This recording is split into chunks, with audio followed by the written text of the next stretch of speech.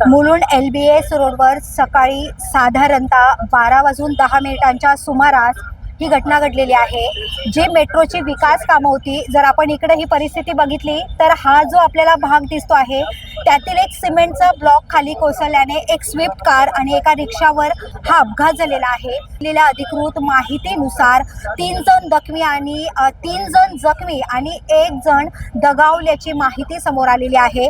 जसं की आता या ठिकाणी सर्व नगरसेवक असतील, महापौर असतील, आमदार असतील यांनी संपूर्ण घटनास्थळाची पाहणी केलेली आहे।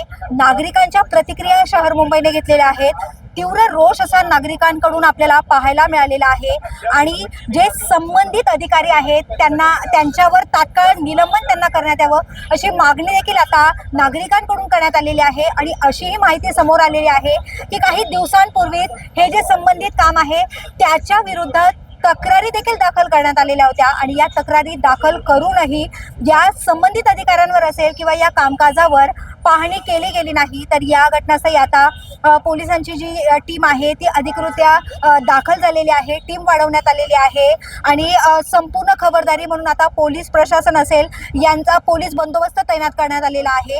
हा संपूर्ण जो एरिया आहे हा सील करण्यात आलेला आहे। आमदारांकडून संपूर्ण याची पाहणी घेतली जाते आणि आमदारांनी प्रतिक्रिया देताना सांगितलेलं आहे की त्यांनी स्वतः काही दिवसांपूर्वी या संपूर्ण प्रकाराबाबत पत्र लिहिलेलं होतं आणि हे जे अधिकारी आहे यांनी यावर कुठेतरी जर काळजी घेतली असती तर हा अपघात घडला नसता असंही सांगण्यात येत आहे। तर आता या संपूर्ण प्रकार घडल्यानंतरही संबंधित MMRDAचे जे अधिकारी असतील ते घटनास्थळी दाखल झालेले नाहीत आणि त्यानंतर सुद्धा घटनास्थळी दाखल झाल्यानंतर जे अधिकारी आहेत त्यांनी या घटनास्थळाची पाहणी देखील करू नये असं देखील आता प्रश्न उपस्थित केले जात आहे। तर आता या संपूर्ण प्रकारानंतर जे संबंधित अधिकारी आहेत त्यांना निलंबित करण्यात येईल का?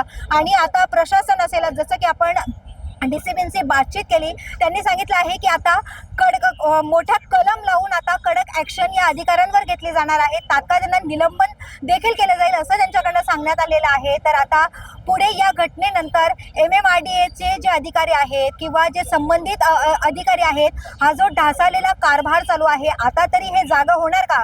आणि जो लोकांचा जीव या ठिकाणी जातो आहे तर आता अधिकृत माहिती मिळालेली आहे की 1 जण दगावलेला आहे, 3 जण जखमी आहेत, त्यांना मदत देखील मिळणार आहे। येथील जे उषा हॉस्पिटल आहे त्या ठिकाणी या संपूर्ण जखमींना हे करण्यात आलेलं आहे, दाखल करण्यात आलेलं आहे, त्यांच्यावर उपचार सुरू आहेत। यात एक स्विफ्ट कार आणि रिक्षा होती, रिक्षा चालकाच्या पायाला जखम झालेली आहे अशी देखील माहिती मिळते आहे।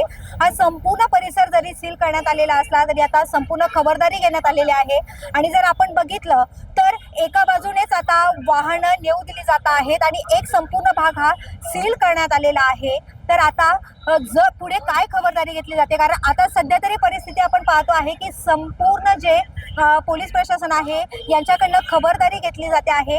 हा एक असा छोटासा सिमेंटचा ब्लॉक जो कोसळल्याने एवढी मोठी हानी या ठिकाणी झालेली आहे आणि यानंतर आता या संपूर्ण कामाची पाहणी केली जाणार आहे। मेट्रोचं हे कामकाज आहे तर कुठेतरी आता पुढे काय कारवाई केली जाणार आणि आता संबंधित प्रशासन असेल किंवा आमदार असेल यांनी आता त्यांच्या प्रतिक्रियेत सांगितलेलं आहे की आता कडक कारवाई अधिकाऱ्यांवर होणार आहे। तर आता पुढील काळात नेमकं काय ॲक्शन घेतली जाते हे पाहणं महत्त्वाचं असणार आहे। व्हिडिओ जर्नलिस्ट विशाल चव्हाणसह विद्या मुकार, शहर मुंबई।